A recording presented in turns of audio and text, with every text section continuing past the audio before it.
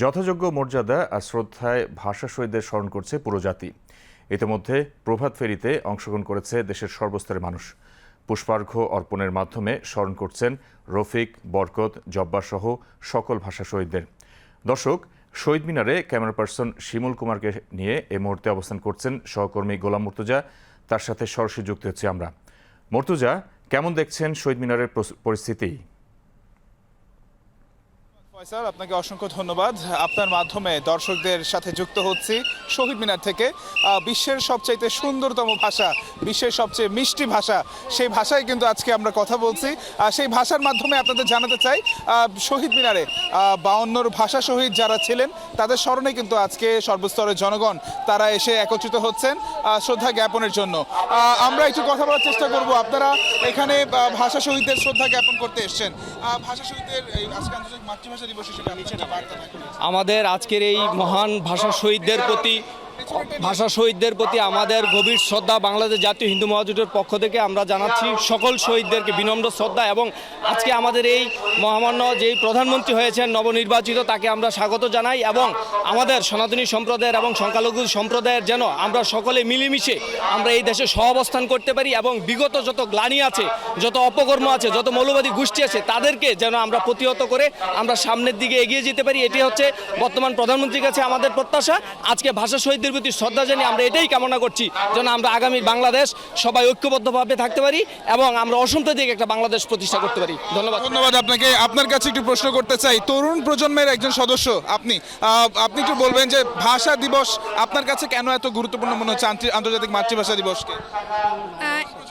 এটা আমাদের মায়ের ভাষা, তো মায়ের ভাষাকে শ্রদ্ধা, এটা নিয়ে অহংকার করি। সকল শহীদদের প্রতি সম্মান জানাতে, আমার মাতৃভাষাকে সম্মান জানানোর জন্য আমরা আজকে আসলাম। যেমনটা শুনছিলেন ফয়সাল, তরুণ প্রজন্মের যে প্রতিনিধি তাদের সাথে কিন্তু কথা হচ্ছিল। চমৎকার চিন্তা ভাবনা তাদের। শুধু তরুণ প্রজন্মের সাথে কথা হয়েছে এটা বললে ভুল হবে, বিভিন্ন বয়সের বিভিন্ন শ্রেণী পেশার মানুষের সাথে আমরা কথা বলেছি। তারা বলেছেন শিক্ষা বা বিদ্যা একটি জাতির জন্য অনেক গুরুত্বপূর্ণ। সেই ক্ষেত্রে বাংলা ভাষাটিকে বিদ্যা বা এইটাকে শেখানোর পদ্ধতিগুলোকে যদি আরো নতুনভাবে সেটি তৈরি করা হয়, নতুন কোনো পদ্ধতি যদি আবির্ভাব করা হয়, সেটি হতে পারে বিশ্ববাসীর কাছে এই ভাষার যে গ্রহণযোগ্যতা সেটি কিন্তু আরো অনেকাংশে বাড়বে। 1952 সালে ভাষা শহীদদের যেই ত্যাগ ছিল, তখন থেকে কিন্তু আসলে মাতৃভাষার ইতিহাস তেমনটা বললে ভুল হবে। মূলত এই আন্তর্জাতিক দিবসের ইতিহাসটি শুরু হয় 1947 সালে একটি আন্দোলনের মধ্য দিয়ে। তো এই লম্বা ইতিহাস সেটি কিন্তু আন্তর্জাতিক স্বীকৃতি পেয়েছে ইউনেস্কোর মাধ্যমে। ইউনেস্কো কিন্তু 1999 সালের 17 নভেম্বর আন্তর্জাতিকভাবে এই ভাষা শহীদদের ত্যাগকে আসলে স্বীকৃতি দিয়েছেন আন্তর্জাতিক মাতৃভাষা দিবস ঘোষণার মাধ্যমে। আমরা কথা বলার চেষ্টা করব। এখানে আরও কিছু মানুষকে আমরা আসলে দেখতে পাচ্ছি, তারা এসছেন শহীদ মিনারে। আপনাদের সাথে একটু কথা বলতে চাই।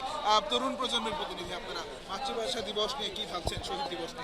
শহীদ দিবস এটা আমাদের 1952 সালে ভাষা আন্দোলনের মাধ্যমে আমাদের দেশে প্রোটেস্ট শুরু হয়, তারপরেই আমাদের মুক্তিযুদ্ধ হলো মাধ্যমে আমরা স্বাধীনতা অর্জন করি। তো এইটার ভূমিকা আমাদের অপরিসীম।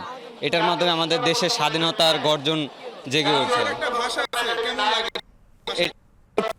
পুরো পৃথিবীতে মাতৃভাষা দিবস আমাদের জন্যই তৈরি হয়েছে, এজন্য এটা আমাদের কাছে প্রাউডলি। যেমনটা শুনছিলেন ফয়সাল খুব গর্বের সাথে বলছিলেন যে আমার একটা ভাষা আছে, আমাদের একটা ভাষা আছে, বাংলা আমাদের ভাষা। পুরো বিশ্বের কাছে এই বার্তাটি আসলে পৌঁছে দেয় আমরা প্রতি বছর আন্তর্জাতিক মাতৃভাষা দিবসের মাধ্যমে।